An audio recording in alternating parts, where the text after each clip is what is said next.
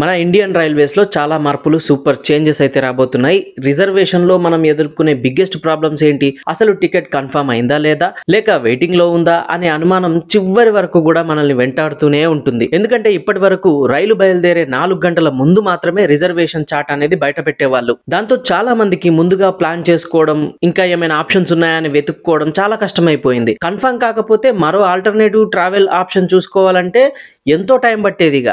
ఇప్పుడు అది పూర్తిగా మార్చేస్తుంది రైల్వేస్. లేటెస్ట్ డెసిషన్ ఏంటంటే ఇకపై రైలు బయలుదేరడానికి 8 గంటల ముందు రిజర్వేషన్ చార్ట్ అనేది రిలీజ్ చేస్తున్నారు. అంటే మీరు టికెట్ కన్ఫర్మ్ అయిందా లేదా అన్నది ముందే చూసేసుకొని క్లియర్ గా తెలుసుకొని ఖాళీ సీట్లు ఉన్నాయా లేదా వెయిటింగ్ లో ఏమైనా ఉన్నాయా అన్నది మీకు తెలిసిపోతుంది. దాని ద్వారా మీరు తర్వాతి ప్లానింగ్ చేసుకోవడానికి వీలుంటుంది అనమాట. ఇంకొక మేజర్ అప్డేట్ ఏంటంటే తత్కాల్ టికెట్ బుకింగ్ సిస్టమ్ లో కూడా కొత్త రూల్ ప్రవేశపెట్టింది. దీని గురించి మనం ఆల్రెడీ వీడియో చేశాము, బట్ మళ్ళీ చెప్తున్నా.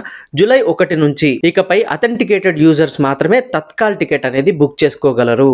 అంటే మీరు ఖచ్చితంగా ఐఆర్సిటీ యూజర్స్ ఆధార్ అథెంటికేషన్ అనేది కంపల్సరీగా చేసుకోవాలి. ఇలా అథెంటికేషన్ చేసుకున్న యూజర్స్ మాత్రమే తత్కాల్ టికెట్ అనేది బుక్ చేసుకోవడానికి వీలుంటుంది. అంటే ఐఆర్సిటిసి వెబ్సైట్స్ గానీ మొబైల్ గానీ అలా డైరెక్ట్ గా బుక్ చేయాలంటే మీ అకౌంట్ అనేది వెరిఫై అయి ఉండాలి. ఇంతవరకు ఉన్న ఫేక్ అకౌంట్స్, ఏజెంట్స్ చేస్తున్న మోసాలు, అంటే వాళ్ళు ముందే టికెట్లు బుక్ చేసుకుని తర్వాత బ్లాక్ లో అమ్మేటోళ్ళు అన్నట్టు, దీనికి స్ట్రాంగ్ కౌంటర్ ఇవ్వడానికే ఈ విధానం ప్రవేశపెట్టినట్లు ఐఆర్సిటిసి తెలిపింది. ఇక ముందు నుంచే చార్ట్ రిలీజ్ చేస్తే ప్రయాణికులకు చాలా ఫాయిదా ఉంటుంది. ఎట్లా అంటే స్పెషల్ గా లాంగ్ డిస్టెన్స్ ట్రావెల్ చేసే వాళ్ళకి లేదా రూరల్ ఏరియాస్ నుంచి వచ్చే వాళ్ళకి ఇది బ్లెస్సింగ్ లా ఉంటుందని చెప్పొచ్చు.